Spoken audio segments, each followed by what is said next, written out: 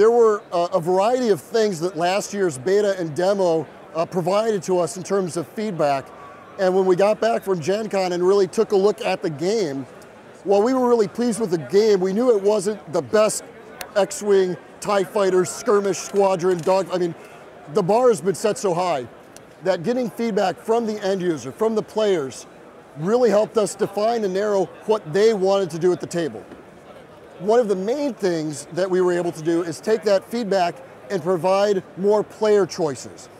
For example, we divided movement and actions from combat so that players have the opportunity to both maneuver, perform some sort of action to set up what happens during the combat phase. Another critical part was to reinforce the value of pilots is to have an ascending and descending resolution that is based on the pilot's skill.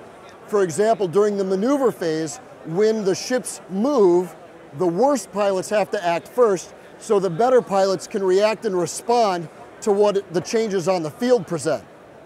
Then, after the maneuver phase, when they get into combat, the best pilots fire first. And then it goes down, so the worst pilots go after everything else. And that represents a real challenge and an interesting decision during squad building.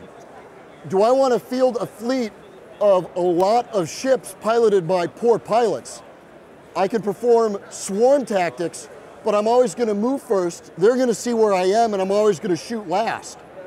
Rather than, do I invest in one or two good pilots, like maybe Luke Skywalker flanked by Biggs Darklighter and Wedge Antilles, or by some no-name Red Squadron people, and present fewer units with greater skill who can respond more dynamically as the game field changes and fire first and potentially take out their targets before they have a chance to respond.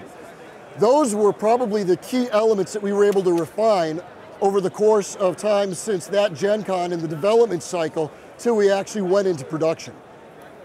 I noticed that in the game you have these unique movement arcs and distance markers. How did that come to be? The movement system we feel is rather novel, and it actually sprung from two different sources. We wanted the game to be accessible on a variety of levels. The game comes with quick start rules so that people can start playing literally within minutes of opening the box. They follow the quick start rules to get just the components they need to play and learn the fundamentals of the game. Then there's a deeper, richer game where you're doing squad building and investing in all of these different, maybe you want an R2 unit, maybe you want proton torpedoes. So there are several different levels of play. What we found is to make sure that the level of play is consistent with both the beginners, maybe small children learning, or people who haven't played miniatures before, as well as the precision of tournament play. Using these movement arcs removed any dispute or question about how to move. You have your ship, you put a movement template next to it, you move it to the end of the template. The bases even have small notches that line up, so it's almost foolproof for movement. It allows for quick, accessible movement. You dial in a movement earlier in the turn, so when it comes to resolve, you don't have to worry or think about how do I need to move. You grab the corresponding template, make that maneuver, and that will evaluate the battlefield after those maneuvers have taken place. So the templating system and the movement system was really a key. The other advantage it gives us is it allows us to differentiate between types of ships. The maneuvers allow us to show how an X-Wing handles differently than a TIE fighter. The TIE fighter has maneuvers on its dial that the X-Wing does not, representing its greater speed, and it's a more nimble, agile ship in space, while the TIE fighter is slightly slower. So the maneuver dial for each ship type is different.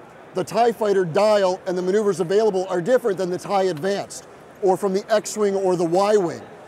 Along with the pilot cards, this really ensures that each play experience is going to be very, very novel and unique.